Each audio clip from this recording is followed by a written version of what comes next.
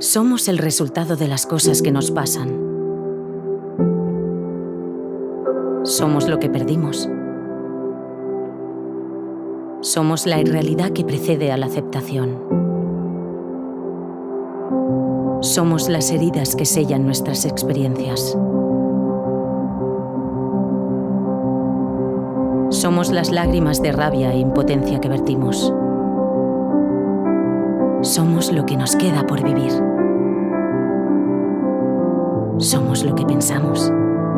Somos la conciencia que mueve nuestros actos. Somos el respeto que le tenemos a la vida.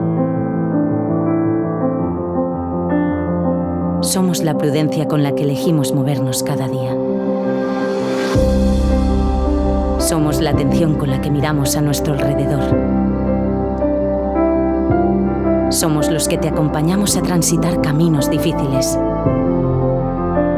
Somos la voz de las víctimas ante la vulneración de sus derechos. Somos los que no giramos la mirada frente a la adversidad. Somos los que hace 50 años decidimos salvar vidas. Somos el resultado de 50 años comprometidos con la seguridad vial.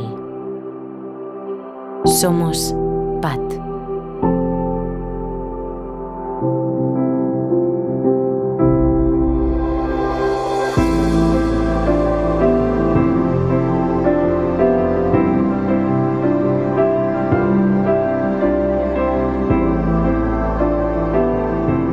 PAT. Asociación de Prevención de Accidentes de Tráfico.